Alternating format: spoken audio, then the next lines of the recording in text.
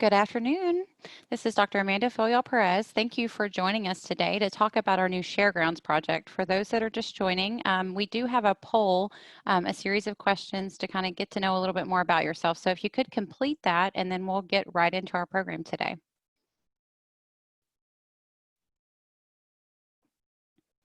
All right, well, thank you for joining us. We're here today to talk about creating your small food business through our ShareGrounds project. So we have been working on a project through USDA funds to work on creating shared use kitchen spaces. So our team here, this is our state team through the Cooperative Extension Service, so the University of Arkansas System Division of Agriculture Cooperative Extension Service.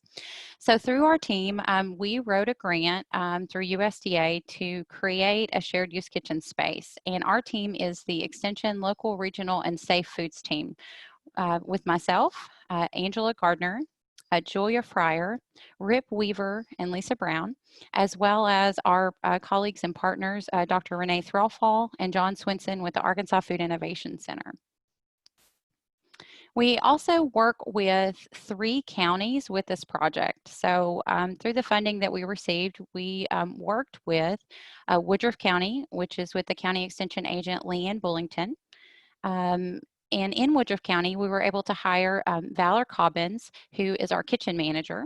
So if you work out of that site, you'll get a chance to work with Valor. We also worked with our county agent in Searcy County, but that position is currently open.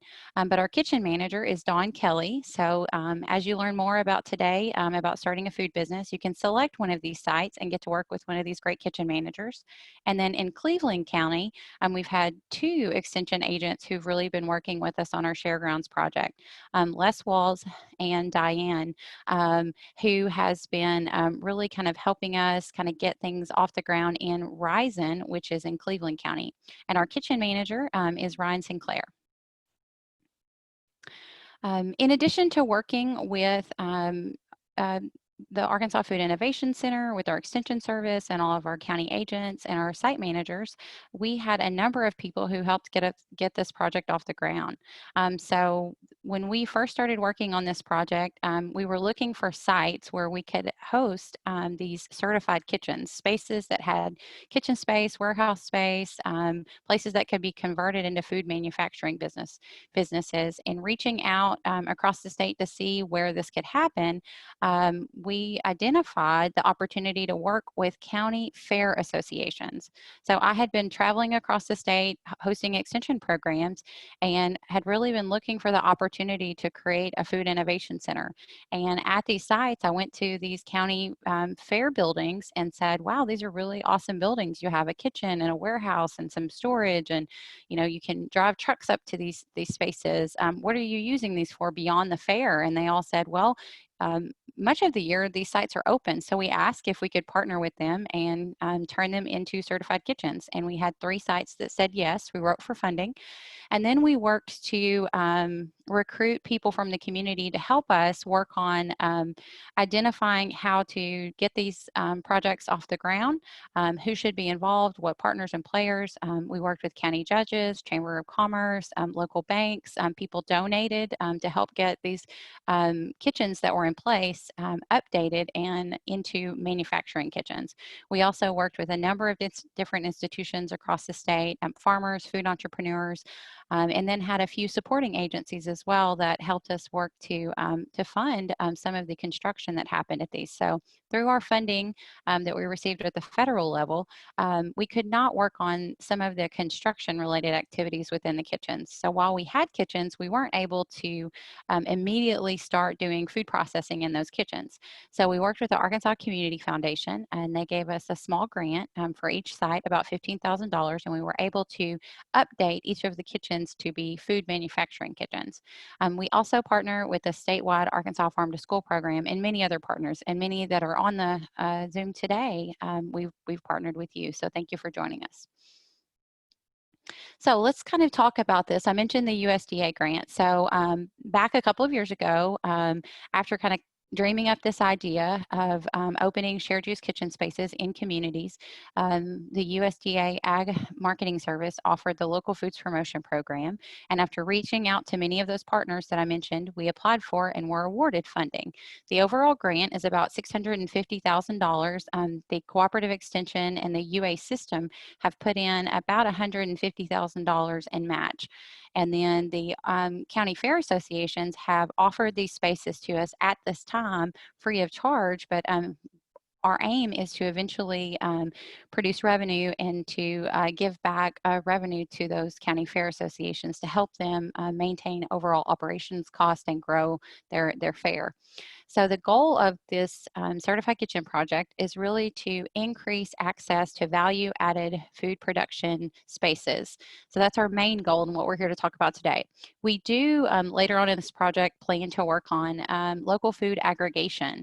So we're hoping to work with farmers to source fresh fruits and vegetables and move those to places like a farm to school program. But that'll be coming later on in our project. So today we're here to talk about food production, so value-added food processing. So I mentioned that we had 3 sites, Cleveland County, which is in Rising, Searcy County, which is in Marshall, Woodruff County, which is in McCroy.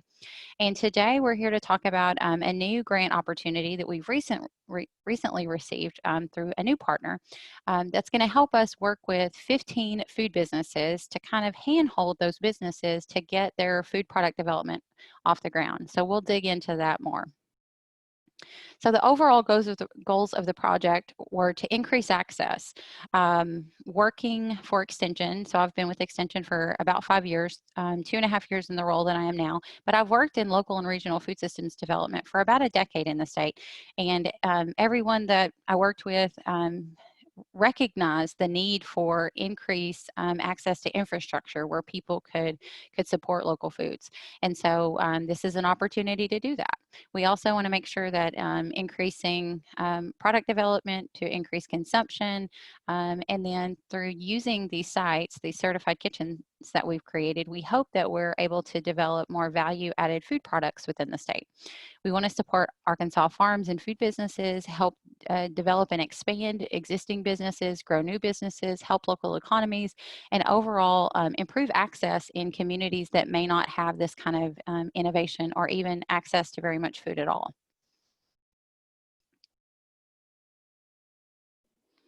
So how did it come to be? So having worked on a number of projects with many people who I see are on the Zoom today, we identified the need to support local foods. There's been a farm to school program in the state for about 10 years. The farm to school individuals who've worked, a number of individuals who've worked on farm to school for the past decade have identified the need for more food processing and value-added businesses, as well as an increase in food aggregation. School health, lots of partners have identified the need for these types of resources in communities. Access to healthy foods groups have identified the need for this. And having worked with a number of those partners, we were looking for a space to make this kind of work happen. And we're glad that we were able to get funding to kind of get this kicked off the ground.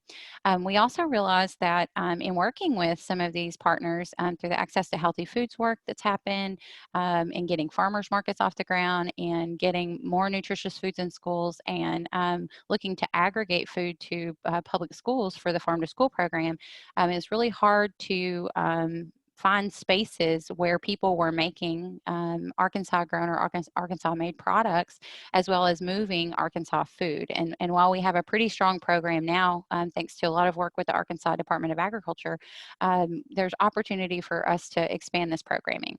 And so I had worked with a group to kind of get a food hub kicked off in Central Arkansas, but we hit a lot of barriers. We couldn't find funding. We didn't get enough farmers to come to the table. Getting an existing building was our biggest problem that had the infrastructure. And we were kind of thinking too big. We were thinking of a multi-million-dollar facility, putting all this like high tech in, and it's really hard to get funding for that. And so after hosting those extension meetings at those county fairgrounds and working with fair associations, we decided that could these fairgrounds that have this existing infrastructure become local and regional food hubs. And I think we're on track to make that happen. And so with the existing infrastructure, a little bit of work, a little bit of additional funding, partnering with our colleagues at the Arkansas Food Innovation Center, which is in Fayetteville. And it's a site where they have been doing food processing and helping value-added food businesses get off the ground for several years.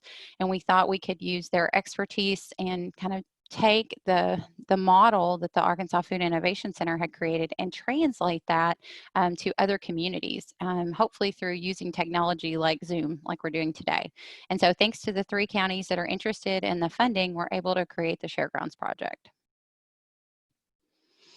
So I've already mentioned that we have 3 locations, and I said the counties, but the cities that these locations are in are actually in Marshall, which is Searcy County, McCroy, which is the 3-county fair. So their location actually has 3 fair associations that utilize the McCroy site, and that is our 3-county fair, but it's in Woodruff County, and then Risen, which is in Cleveland County. And so our overall aims are to aggregate produce, to help with the product and process development for value-added food products, help a value-added food product get off the ground, all the technical support that you would need, and then helping businesses kind of understand the regulatory requirements for doing that. There's kind of a lot that's required to get a food business off the ground.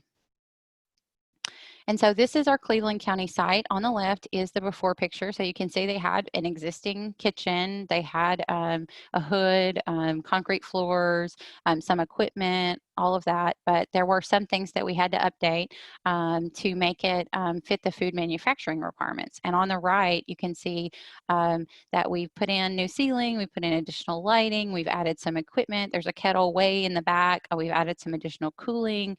We've made the walls washable so that fits the food manufacturing requirements. And then in Woodruff County, the picture on the left is kind of not exactly the before picture, but it's kind of after we had already started. But they had a pretty good sized kitchen there, and then a big hall that they had used for public meeting spaces. And so we were able to convert that kitchen through a lot of work from the community, a lot of volunteer time, in addition to our Arkansas Community Foundation funds. And the picture in the middle shows the kitchen where there's kind of the walls are outfitted in a way that we can wash down where we need to. Kind of where I am standing there in the middle, there's a new big drain for, cleaning out the large kettle. We've got stainless steel tables on wheels that can be moved around. And there's a lot more equipment in that space that you can't see, as well as washing sinks and other things that are required for a food manufacturing kitchen. And then on the top right, this is our cooler space. And so this was actually donated through the University of Arkansas program, an engineering program on campus that was working on sustainability projects, and they were using these trailers to create businesses. And then after the research project was over, they needed a place to get rid of these trailers. And we said, hey, we have the perfect opportunity. Can you outfit it with a CoolBot system? And now we have a cooler just outside of the kitchen there. And then in Searcy County, over to the left, you can see there's a kitchen, there's a hood. This had been used for county fair food. They had some of the equipment that you would need, like the 3-compartment sink, which is kind of in the top left picture, but on the right side of that, they have a couple of stoves and refrigerators and things like that. But we were able to almost double this kitchen through the expansion that happened in Searcy County. And then the picture on the right is the completion of that. So there's a large drain, a large kettle, lots of space to move around, a 3-compartment sink, a large oven. Where what you can't see is refrigeration and storage and all of that. So all 3 sites are pretty well outfitted to do food processing in these communities. So Angela Gardner put this handy dandy slide together. It's really awesome because a lot of people say, why are you putting these kitchens in towns that I may or may not have heard of, for some of you that are on today. But if you look at this map, you can see that we kind of strategically partnered with these counties because they're within about an hour's drive of a lot of people, and you can kind of see that. So we're trying to link rural communities with urban centers so that we can kind of bring back that dollar from the urban centers to rural communities and build community development in these rural communities. So the services that we're going to offer as part of the Certified Kitchens is product development. So if you've got a cool concept, I mean, it could be simple, something that you've always done, like you always make the best salsa, and we have a few clients that are interested in doing salsa, or it could be more complicated. I mean, it could be something, you know, we've seen some examples of new product developments, like people are on keto diets and they've come up with keto bars, different types of flours, a number of things. Some things we'll be able to do in the kitchens and some we won't. We'll have to determine that based on the equipment we have or the equipment that we could get or the equipment that you could purchase and use in the site. But we are going to offer recipe testing, process training, labeling, and then we can help with identifying sources of produce where we're able to do that. And then if you need to aggregate fresh products, we will have the capacity for washing within those kitchens. Down the road, we hope that we can build out some infrastructure to do larger produce aggregation for bagging, boxing, and moving to things like farm to school program. We do have some storage. We hope to build on that over the next couple of years. And then we do want to partner with a number of people around the state. So small retail outlets, mom and pop shops, grocery stores, food distributors to kind of help with supply chain support and market connection. And then of course, the biggest barrier with getting a food business off the ground is understanding what's required of you and what you're allowed to do with state and federal regulations. And so we're really going to walk people through the process of understanding that, getting everything completed, and getting your food business off the ground.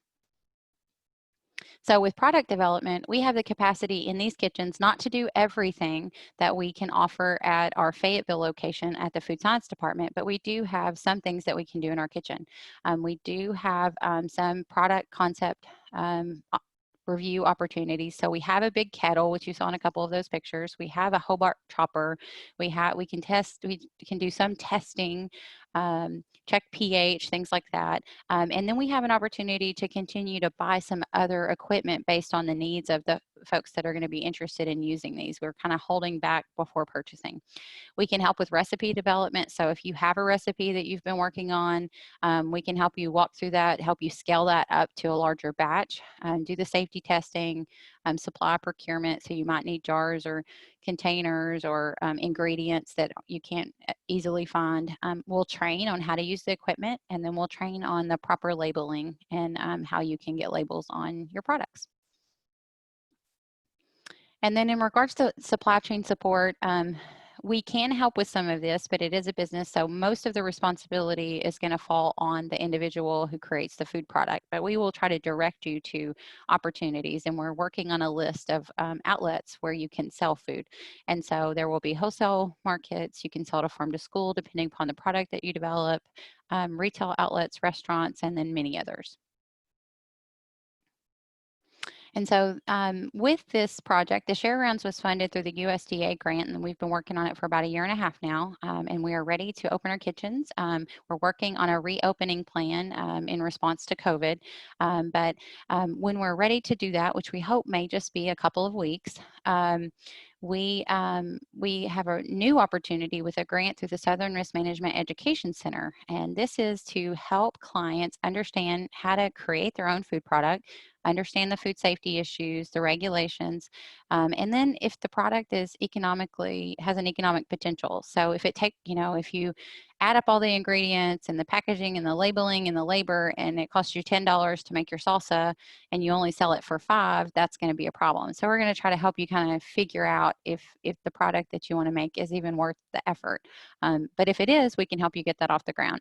And then through this grant, thanks to the Southern Risk Management Center, we're going to provide one-on-one assistance with 15 clients, hopefully 5 at each of our kitchens. And we have hired some food science interns who will help our clients kind of walk through the startup process from concept all the way through executing scaling up a batch, so that at the end of that, you have a product in a container, your first batch. And we hope to do that between now and the end of August is our timeline for that.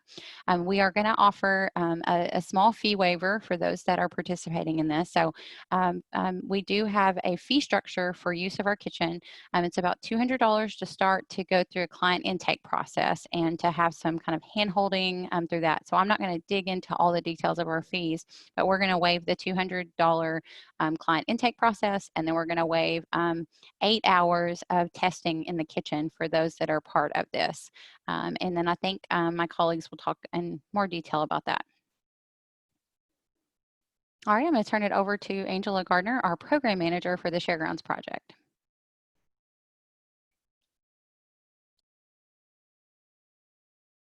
Hello, everyone. I'm Angela Gardner, a program associate with the University of Arkansas Cooperative Extension Service. And today I want to share some considerations to help you as you build your food business.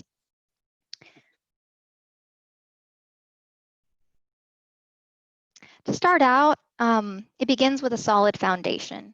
And two key components of this foundation is a clear understanding of the packaged food industry and if your product is filling an unmet consumer need. The second piece is how are you going to structure your business? What are your goals? For today's talk, because of the short amount of time, I'm going to focus on the first piece, the packaged food industry, but I will be sharing some free resources that can help you with understanding market research, getting one-on-one assistance with your business plan. So to start out, I just want to share what the food trends for 2020 are. And this information was compiled by Whole Foods Market, as well as the Oklahoma State University Kerr Center for Agricultural Products. Each year around Thanksgiving time, both organizations release a trend of food products for the following year. So for 2020, for consumption trends, protein is high in demand with consumers. Probiotic foods are still a hot food item as well. More consumers are wanting less sugar products, but they still want some sort of spice and flavor variation. They want to try new flavors. We're also seeing the need for more veggie-based and plant-based snacks, as well as alternatives to flour. And we're seeing that back at Thanksgiving time, the shift for locally sourced food. And then as we're seeing this spring with COVID-19, more consumers are demanding products that are traveling less food miles to them. For the value piece, we're seeing consumers wanting to know the story behind the product. Also, companies are sharing marketing of how their company is giving dollars back to good causes and charities. Millennials are raising families now, so there is this generational shift of food preferences. And we're also seeing companies stating that they're supporting farmers or practices that are more sustainable. So overall, we're seeing customers are becoming more health conscious with their food choices. So just keep that in mind as you're trying to figure out what food product you want to put on the market. And when we talk about marketing of food, in the marketing world, there are two things that a retail product is telling you. It's its use and its sign value.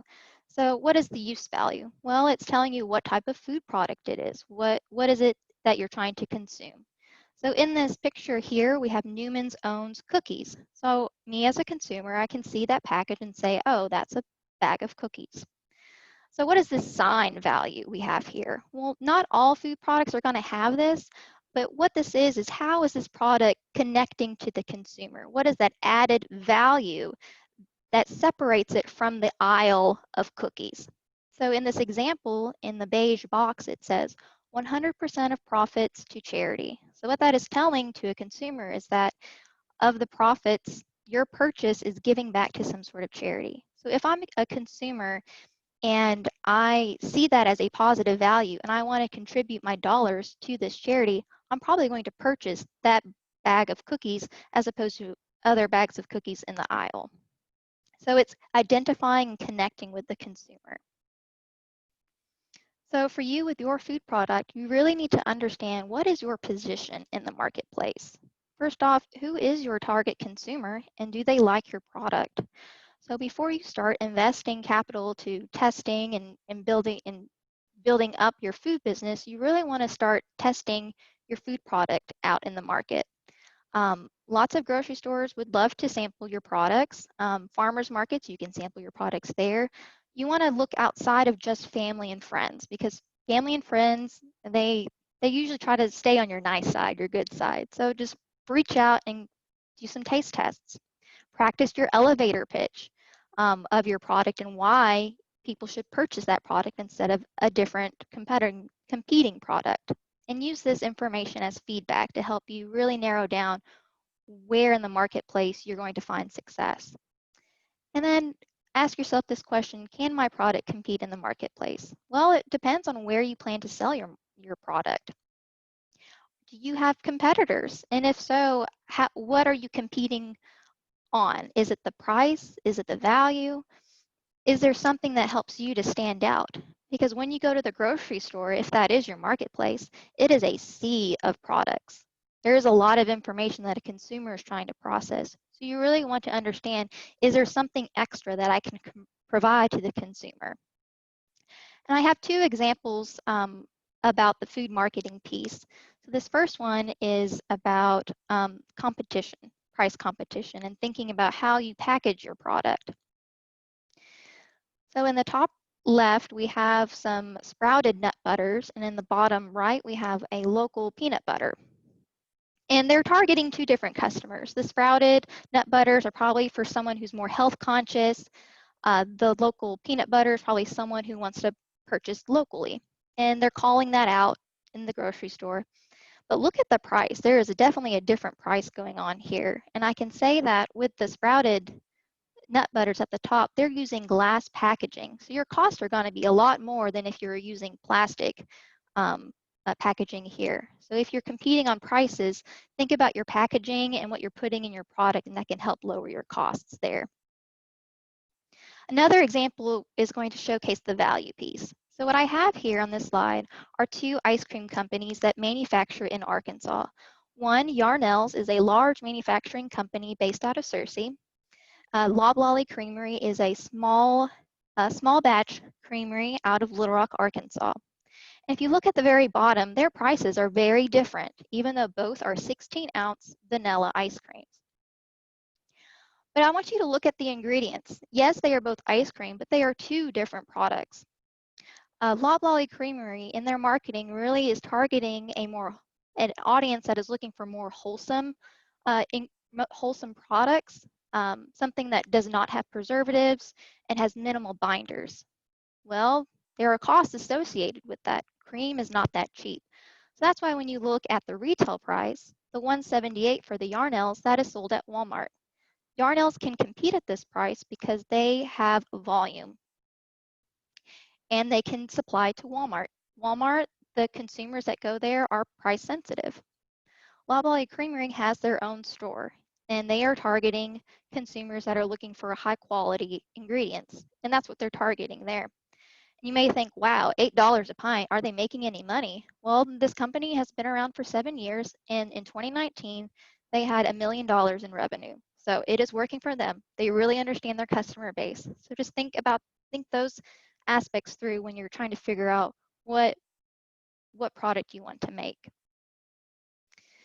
And then also with any venture, there are going to be some startup costs. It's the cost of doing business.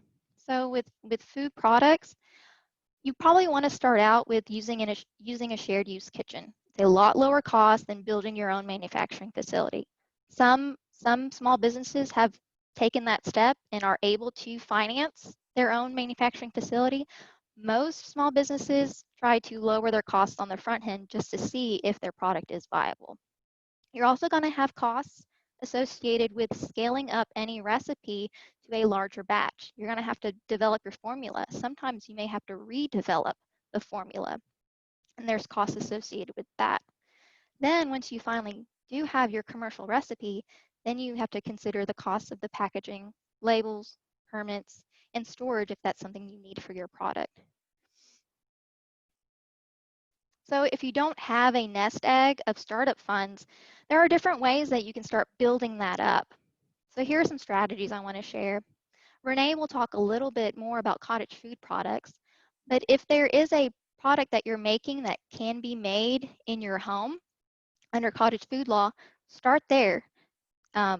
It's a lower cost because you're using your own kitchen. Or if you're making a product that can't be sold under cottage food law, consider hosting classes or fundraiser events.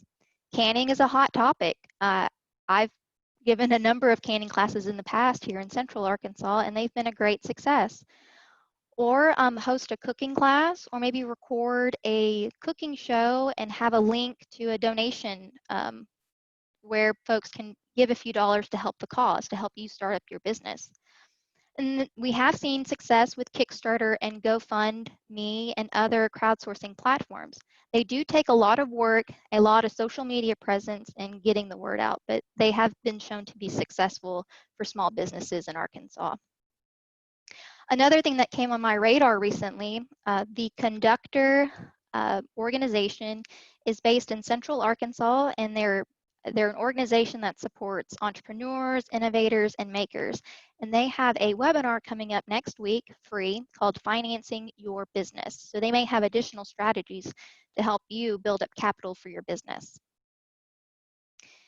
And lastly, the Arkansas Small Business and Technology Development Center are the resource for you in figuring out how do you structure your business.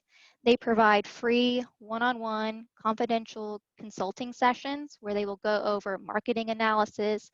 They can help you prepare presentations for funders and investors, and they can help you with crafting a business plan specific to your company and to your goals.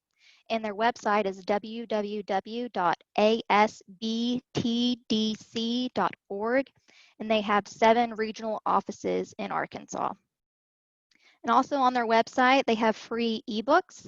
If you want to go ahead and get your business incorporated, they have this license, permit, and tax requirement ebook that you can look at, ways to fund your small business, and they also have business plan outlines to help you get started before you have a one-on-one meeting with them. With that, I will pass it on to Renee. Thank you. Thank you, Angela.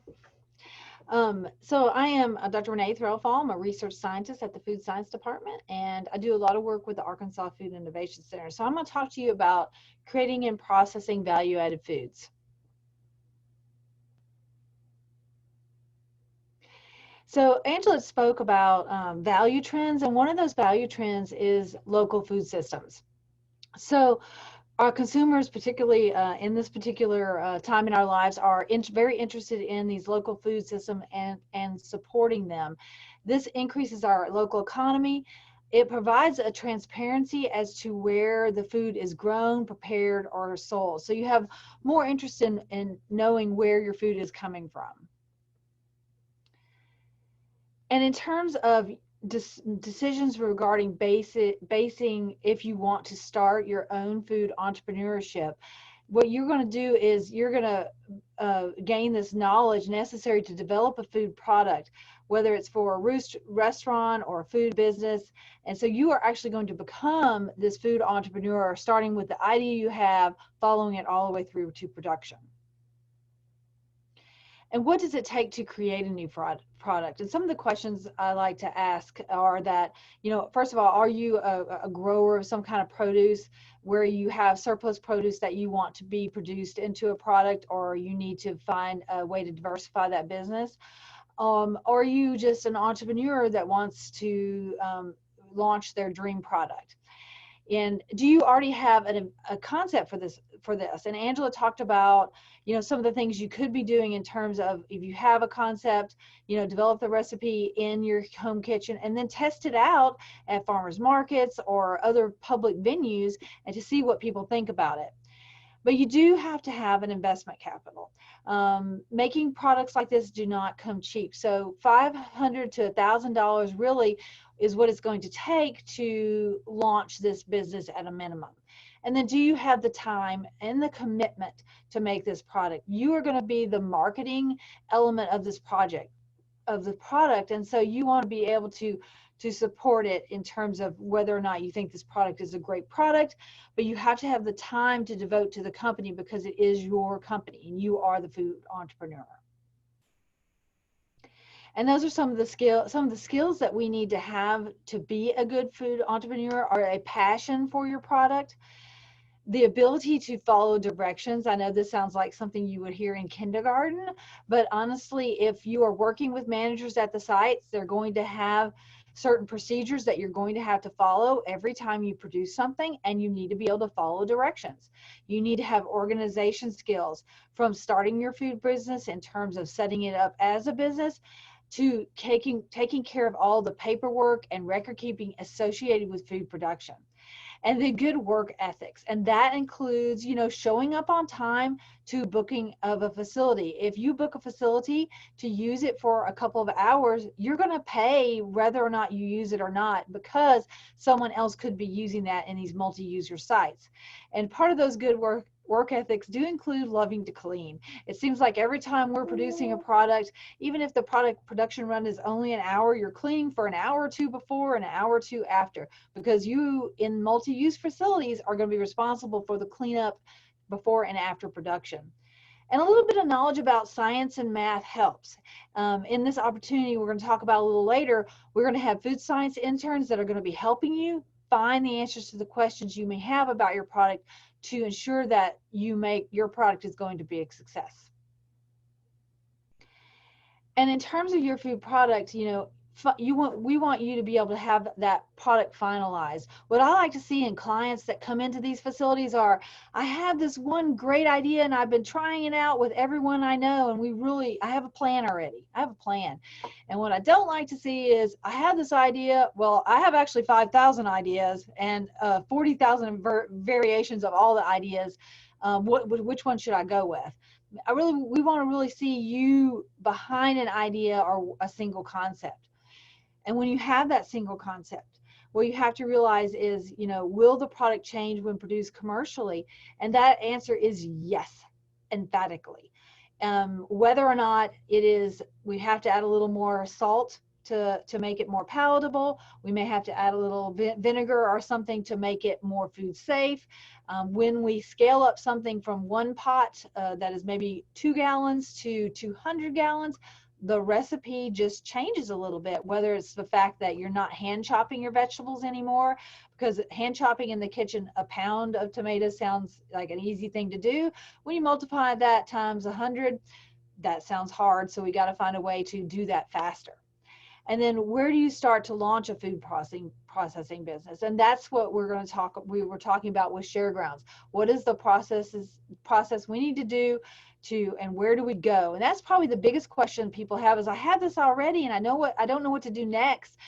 Let's go by starting to contact a ShareGround manager or any food manufacturing facility and start with that, and they'll talk you through the idea. And so what is food processing? It's taking this raw ingredient and converting it into another form. And a simple example of that is, if I have lettuce and I go to a food manufacturing facility and I chop it up into pieces and I put it in a bag, I've manufactured that food because I've added a convenience to it. So now I can charge a little more for that head of lettuce. So you can take all these concepts and create a value-added product. And so that's really what value-added production is. It diversifies businesses, it maintains a food supply throughout the year, and it also can provide things that are more easily stored. So examples would be, if I'm a blueberry grower and I grow blueberries and I freeze them, and now I'm going to make a blueberry jam or dried blueberries, those are going to last a lot longer than those fresh blueberries are going to be, and I can use them and sell them throughout the year. And so most food products that are sold commercially have to be made in licensed food manufacturing facilities, which is what we're mainly talking about in terms of the ShareGrounds. Some products can be made under cottage laws, and we can provide a link for you in the chat about where to look for cottage food laws, but I'm not really going to talk about those today. Well, I guess I am talking about them. So, but they are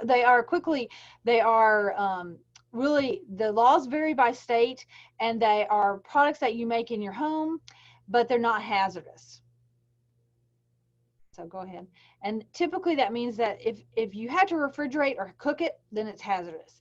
So what we're looking at in terms of simply the cottage food products are bakery products, candies, jams, jellies, some chocolate covered fruit, some raw vegetables that are raw fruits that are uncut, and then some honeys and sugars.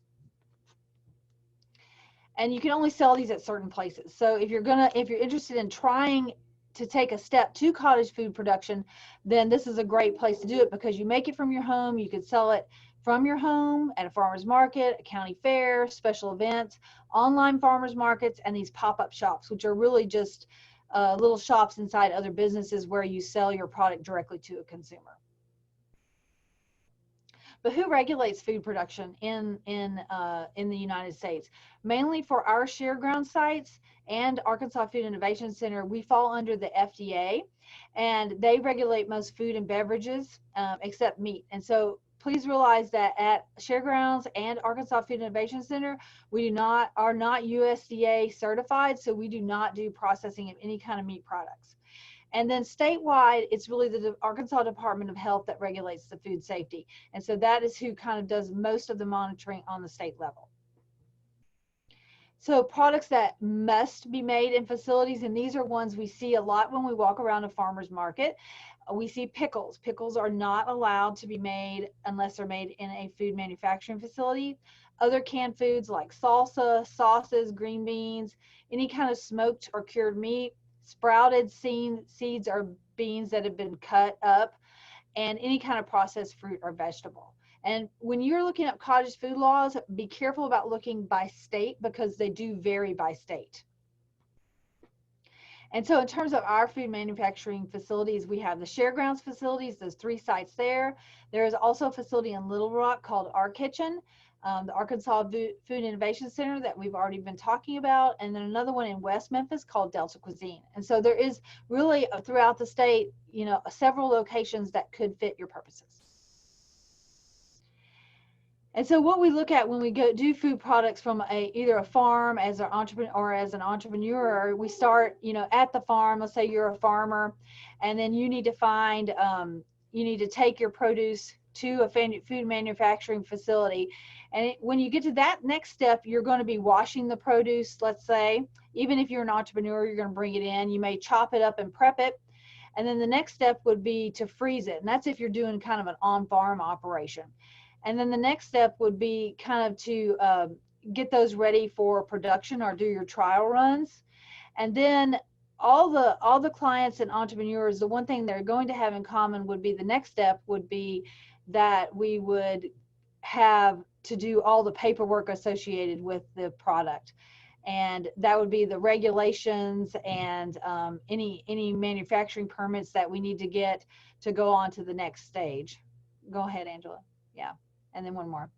And so in the end, what we're going to do is do a big production run, and finally we'll be able to get to the last step, which is to sell our product and make a little money for us. Go ahead, Angela. And so that's it for us, and I'm going to turn this over to Julia Fryer. All right, thank you, Renee. So we have talked about creating your product and where you can actually create it. So now we're going to talk about the markets where you can sell your product. So there are really 3 main types of marketplaces that we're going to give a real brief overview of today. We have our direct market, our brick and mortar retailers where you're actually the wholesaler, and then we have our online markets, and each of these present unique opportunities. So first we're going to talk about direct markets. So direct markets, you are selling directly to your end user. So typically you are selling at a higher price because you're able to sell at the retail level, but you're moving a smaller quantity of product. So the first market I think of when I think of direct markets are our farmers markets. So think about the clientele here. These are people that are already looking for those locally produced items, whether it's produce, meat, or a value-added product. So be sure to check that out and find a farmer's market in your area if you're interested in direct marketing. A slightly more unconventional place you could sell its direct market are craft shows. So again, the people shopping at craft shows are looking for handmade, and then being local is just icing on the cake. So there are lots of different craft shows all throughout Arkansas throughout the year, so that could be a fun way to interface with your customers and build up your brand. And then we have the Arkansas Farm to School, which is really taking off in Arkansas. A lot of schools are encouraged to purchase locally, so if you have some kind of value-added product like a condiment or a sauce that could reduce the prep time that the kitchen staff has to do, that could be a really great outlet. A couple other places that you could sell that are direct market are to restaurants, caterers, and coffee shops. So all of these places are looking for items that they can use in their prep. So again, those sauces and condiments. There is a high consumer demand for local farm to table. So the farm to table movement's really taking off, especially in Northwest Arkansas and Central Arkansas. So restaurants are looking for our local providers. And then they'll also help you build up your brand because they like to advertise that they are sourcing locally. And then we also have culinary schools. So there are several in Arkansas, and these places need to be able to source products to teach their classes. So if you have something that could be used as part of a dish, this could be a really great place to sell your product. Okay, and then retail. So now we're shifting focus from our direct to consumer to a retailer. So we are selling at a lower price point typically, but selling a higher volume. And the first place I think of with our brick and mortar retailers are grocery stores. So our value-added local products do really well in smaller grocery stores or specialty grocery stores. So like Whole Foods, Natural Grocers, places that are local. And a lot of them will highlight our locally made value-added products. You can see in the bottom picture that that Mundy sauce is being advertised as, hey, this was made in Eureka Springs. That'll catch the consumer's eye. A lot of grocery stores will also let you set up a little sample table so that you can interact with your customer, build up your brand, and let them try your product, which will also help you get it off the shelf. So how do you get into a grocery store? Well, first you need to think about what type of store you want to sell at and the values you have. So if your product is organic, you may want to shoot for an organic store. So I did this with Natural Grocers. At the very bottom of their website, there's a vendors section, and you can go there, fill out a simple form, and email it to them, mail them a sample of your product, and then they'll contact you about becoming a vendor. So the process is fairly straightforward. One thing to note with grocery stores is to talk about logistics with them. So what are they requiring for moving product? Do you need to deliver or will they pick up? So make sure that you have that conversation before any papers are signed and make sure that that fits within your business plan. Some other retail outlets that you could choose are coffee shops, that made the list again, boutiques, gyms and studios, and health and wellness centers, depending on the type of product you have. So coffee shops is on this list as well because a lot of them have little retail sections where they sell things that they use in their coffee shop. So if you like the syrups that they use, there's a section you can go buy that, or the actual coffee. So if you do make a product that you sell to the coffee shop, you could sell it both wholesale and retail.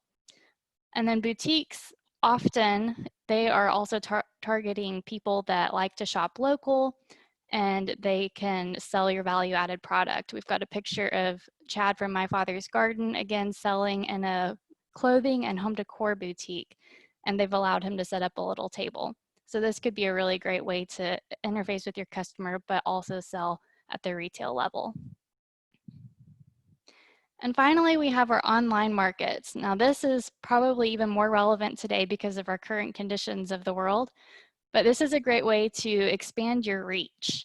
So the best way to sell online is to create your own website. And there's lots of different platforms that you can use to build a website if you want to do it yourself, or you could always hire someone to build a website for you. But GoDaddy, Squarespace, and Wix are 3 different platforms that are pretty popular. So this is just a comparison of popular platforms to build your website. And you can see that there are a variety of different options. So you can find one that fits your needs. There's a variety of different plans, different entry, like how much it costs to have the website platform. And then it ranges anywhere from $5 a month up to, on average, $22 a month. But of course, it can get more expensive just depending on all of the perks that you're looking for. So if you want to blog or what kind of support you need. So be sure you check out all of those and find the right website builder for your business. And another really simple way to sell online is through a Facebook shop. So all you need for this is a Facebook business page. And then on that left-hand tab, there's an option for a shop that you can set up. It is free to sell on Facebook. So it just takes a little bit more management. So instead of having a website that will manage your inventory for you, you actually have to go in and manually upload your product. And then if you sell something, take that product quantity down on your Facebook page. But this is another really great option, especially if you're starting out. If you really want to go big, you can become a seller on Amazon, and this will increase your access even globally. So there are 95 million unique visitors per month on Amazon. And then there's lots of different perks of selling on Amazon, but one of them is fulfillment by Amazon, where they will actually store, pick, pack, ship, and manage the customers for you. So this lets you spend a little bit more time focusing on that production process. It's $39.99 per month plus selling fees to sell on Amazon. So if this interests you, go to their website and check that out. But if that is way too large of scale, but you still want to sell online, you might want to check out an online farmers market. And nowadays, this is becoming more popular. The Arkansas Local Food Network was already established. It's been around in Central Arkansas for a couple of years now. So the way that they are structured is they have their producers that are part of their farmers market. The producers provide an inventory list, basically, of what they're going to have available.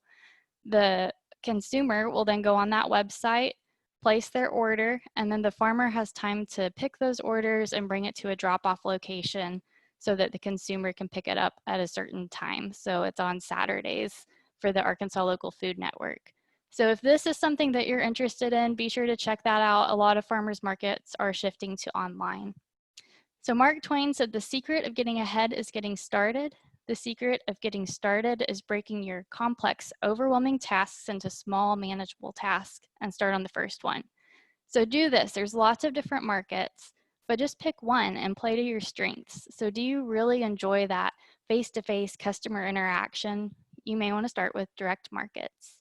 Or do you really like technology? Do you like building websites? You may want to start with selling online. Or if you really love the production aspect of your food business, you may want to start with retail and focus on moving quantity of products. So just pick one, start small, and you can always build up your business from there. Thank you for your commitment to our local food system. I wish you the best of luck with your business.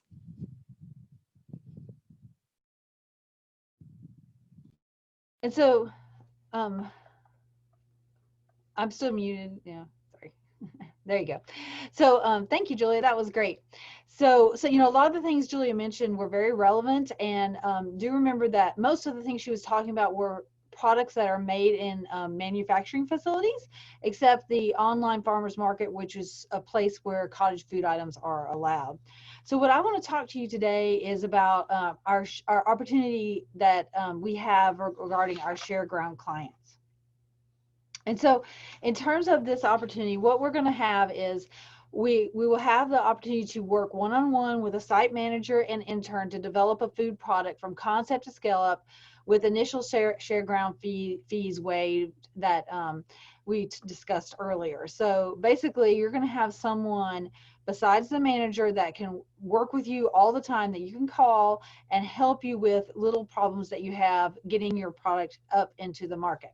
And so that'll be a great opportunity. If you guys remember, if you want to look up a Plan, Produce, Profit, we've done this before with the Arkansas Food Innovation Center. It was really very successful, and the clients enjoyed having that extra person to help them out. So the client selection for the opportunity is, first of all, the first step is you have to watch this webinar. So being a webinar attendee today automatically allows you to participate in this next step. If you have friends or people who could not watch today live, I believe you can contact Angela and we'll be able to share a link with you in another way so that you may watch this webinar. But you do have to watch the webinar in order to apply for the opportunity. So we will be able to send you an application after the webinar is over, and that application is just basically a survey style thing that'll ask you a few questions, and it'll be due May 28th. We're going to be very hard on the deadlines. If you can't make a deadline of, if you can't make deadlines like this, then you're probably not up for making a product over the next couple of months. We're going to select about 5 clients per site for the ShareGround sites to do the project. And all clients will have a little bit of responsibility because we're providing you with a little extra service. We want you to also document what is happening so that you can either do that by maintaining some records like a little diary, a video diary, or writing up a small little paragraph on what you did, and then to share that with some other of some ShareGrounds clients or other stakeholders that are involved in the project. And so the benefits of these opportunities include you're going to get 15 to 20 hours of client intake with the manager, and they're going to help you with the food liability insurance, signing, create maybe initial how to create a business plan, completing these legal waivers. One of the things I think I've seen in the question box is that what if I have a secret recipe and I don't want anyone else to know what it is? Well, part of the waiver that you sign is a confidentiality waiver with us signing as well, saying we're not going to reveal your recipe, and obtaining permits. And what are those steps? And I think that is the biggest hurdle for a lot of clients, is what to do in this first part. Where do I go first? You're going to get 15 to 20 hours of consulting with the intern, individual consulting with each of the intern, and they're going to help you with the food safety, the processing, the product scale up, and you'll have them basically from June to August, more or less. I think primarily you'll be using them a lot in July. And then 4 hours of recipe review with the manager and the intern, and that's where you go into the ShareGround site, or we do it by video depending on how we're working in terms of the pandemic. And we're going to watch you make this recipe at home, and then we're going to think about how you did it, and then tell you how we need to do what we need to do to get that into a bigger production run. And then also an additional 8 hours of final recipe or scale up production. So this will help you with either your first batch or some of the other final batches. Next. And so, some of the questions we're going to ask in terms of what we're looking for in the clients that are applying for this opportunity is, how far advanced is your concept? Like I talked about before, 1 recipe ready for production. Do you have the money to see this through? Do you have $500 to $1,000 to start it up? Because we're providing a lot of our own grant monies toward helping you, but you're going to have to do some of these permits yourself and the liability insurance yourself. Do you have the time to commit to the product and the project?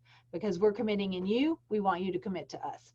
And so do you have access to video conferencing and technology? And I think all of us have been asked that question in the last few months, and we have gone to figuring out how virtual we can be.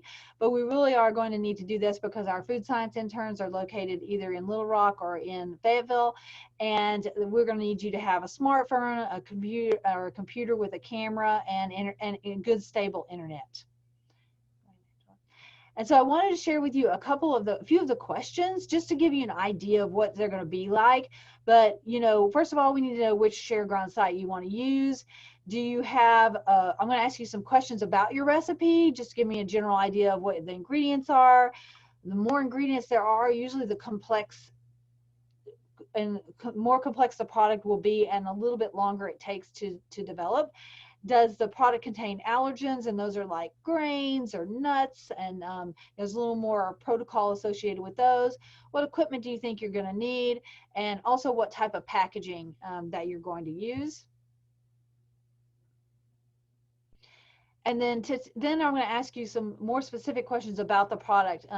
Where did you learn to what is your experience behind the product? Why is this product important to you? What is the actual process you use in order to make the product? And then how does this product differ from other ones? Angela spoke about going to the grocery store and looking at the product shelf and seeing, if I'm making a barbecue sauce, how many competitors am I going to be competing against, and what is my price point? So that goes into your target market. Also, who is my marketing component? What am I targeting? Am I targeting someone who wants to pay $11 a jar or $5 a jar? and then where are you going to sell that product? And then again, we do ask the question about the video technology, how many hours a week you can process the product, and can you afford those additional costs as they occur. And another thing to consider is, in terms of time commitment, is most of these facilities are only open Monday through Friday. So we really do not have a lot of weekend options at these sites. So can you abide by that schedule? Go ahead, Angela. So in terms of the application, it's going to be online. You're already eligible if you're hearing my voice. You just need to go to the link and complete the application by May 28th. We'll be notifying the clients by June 4th if you've been accepted or not accepted for the project. And so now's your chance to create your small food business at ShareGrounds Certified Kitchen. So I encourage you to take this opportunity and use this time to develop a product that is your dream come true. And I'm going to hand it off to Amanda, and she's going to answer some. All right, thank you, Renee, Angela, and Julia. You now have a poll that's popped up. If you could go ahead and answer that question for me. And we do have a few items in the Q&A. Some of those have been answered, but we're going to now have a discussion about what's been asked in the Q&A, because some of the questions we need to elaborate on a little bit more. So Julia, what questions do we have? Okay, the first question, I think Renee would be best suited to answer this. Is it possible to do a 1 to 4 week fermentation in your kitchen?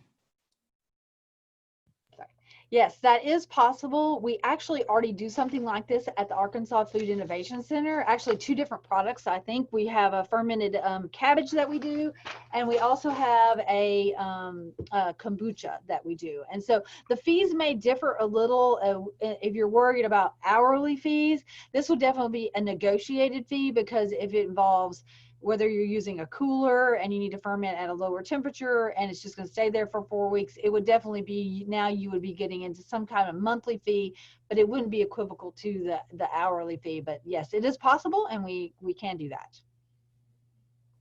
Okay, there was a follow-up to that comment. It says, AFIC told me they do not have room for another fermentista.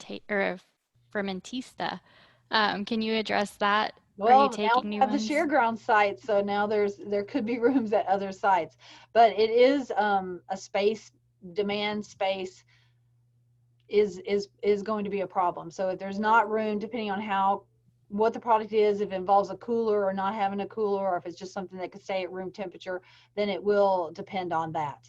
So, but definitely at the ShareGround sites, obviously they're empty, so there is space at those sites. Okay, great. Thank you, Renee. Okay, so you touched on this in your presentation, Renee, but can you speak a little bit more about confidentiality for recipes whenever they're going through the process with the manager? Yeah, certainly. So when we start our initial visits with the site managers, they're going to walk you through a lot of paperwork. It's almost like doing taxes, but way more fun. And we're going to, some of those papers are going to include a memorandum of agreement that says, I'm going to use this facility, and we're going to also countersign it, and it's going to tell you that we're not going to reveal the confidentiality of your recipe, and or as well as other clients that are around you are abiding by that as well. So that is definitely covered in the memorandums.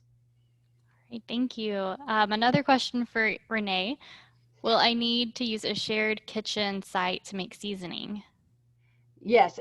So if you're talking about seasonings in terms of, let's talk about a dry rub mix. So I'm making a dry rub mix, and I have 5 different ingredients. And even if those ingredients I have already commercially packaged garlic powder, pepper, and salt, when you open them up, cut them open to combine them, now you are making a processed product. So you must be doing that in a manufacturing facility. So even if you're making a seasoning mix like a dry rub or an herb blend, it's going to need to be done in a food manufacturing facility. Okay, great. Thank you. Can the ShareGrounds kitchens help me develop a product if I'm importing the primary raw material, or is it strictly local foods? No, we have I'll go ahead and take that one too. I know everyone's getting jealous. No, we have a lot of entrepreneurs that purchase produce through commercial sources, and that is also a very potential way to go about this as well. So it doesn't have to be local only. It can be something that you're buying, you know, cucumbers, or let's say you're buying, yeah, cucumbers to make your pickles, and you're buying those commercially throughout the year. Okay, well, we don't want Amanda to get jealous, so this one's for you, Amanda. How long, so time frame, is the mentorship program if you are accepted? All right. Renee's done a great job answering those questions. So in regards to the mentorship program, our mentors are going to be employed for their positions starting in June all the way through the end of August. So you will have an opportunity to work with them one-on-one through that process. But our kitchen managers will continue to be a mentor in a way ongoing after that mentorship program ends. Okay, great. Yeah, and Thank you. I want to add one more because it's a question I get all the time is, how long does it take for me to develop my product and get it out commercially? And that kind of goes into the mentorship. And the answer to that question is really, it depends on how complicated the product is. People that come in with really advanced concepts and simple, less than 5 ingredients and not much of a cooking step, you can get a product within 3 to 6 months out commercially. But the more ingredients and the more complicated and the more times you have to do the scale up, I've seen clients where it's taken a year or so. So depending on what the product is and how many ingredients. All right, and I would like to encourage everyone to visit our Sharegrounds website at www.uaex/sharegrounds. You can get a lot of information on that page that we didn't have time to cover here today, to go through the steps of using the Sharegrounds kitchen, to kind of read over our agreement process, what's going to be required. We kind of lightly mentioned that you would need to go through getting a permit, testing your recipe, and then also getting insurance. And so some of those topics are covered on our website. Today's webinar is being recorded, and we will share that out individually for people who want to apply, but we will not be posting it live on our website just for open access. Today's webinar was really intended for those that want to apply for this real short mentored program. We are working on a webinar series that will cover all of the topics that were covered here today, plus more, to help people that can't take advantage of the opportunity right now, but maybe in 6 months or so, you think you'll have an opportunity. There will be a series of videos available to others who are interested. Okay, we have one more quick question that I'd like to address live real quick. So if someone has a desire to use the kitchen but doesn't make the cut of the mentorship program, will they be able to utilize our services? And if that's possible, what's the cost? Oh, that's a great question. So absolutely, our kitchens are intended for public use. We're going to open them up to anyone who can, one, has the capacity to do some of the things that Renee said, though. You do have to have a little bit of startup money. You do have to have the time to invest during, regular daytime hours, and then have the ability to get an insurance plan. And we can walk through all of that. So even if you're not part of the mentored program, we're happy to work with you as a client. And we did not have a chance to introduce live our 3 kitchen managers, but they are on today listening in, and they've heard all the questions, are excited about the opportunity. But you can get their contact information off of our Sharegrounds website if you'd like to reach out to them individually. You may not know exactly where each of these sites are, so I encourage you to kind of go on Google and get a map and see which one is closest to you, and then maybe reach out to each of the managers and have a conversation about the Sharegrounds kitchen and kind of what your next steps might be.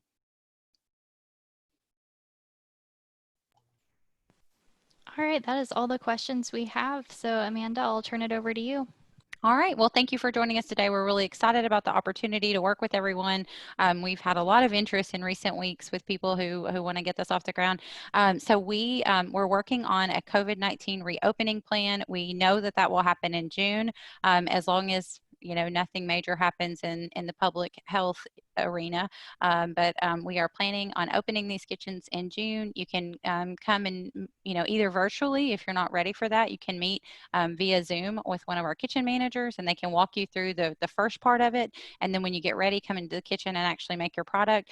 Or in June sometime, we'll be able to have you come in person and actually talk with our kitchen managers in person.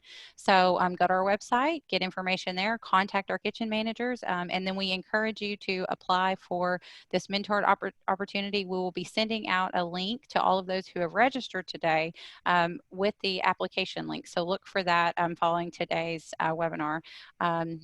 Angela, are we able to put that in the chat, or we're just going to send that out through email?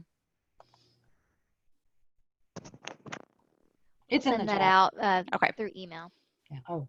Okay, we'll be sending everyone that's registered. We have your email address, so we'll send you an invitation to complete the application if you're interested in being a part of the Mentored program. If you're not interested in the Mentored program, then just go to our website and look for more information if you're ready to do this maybe in 3 months or 6 months. All right, thank you all for joining us.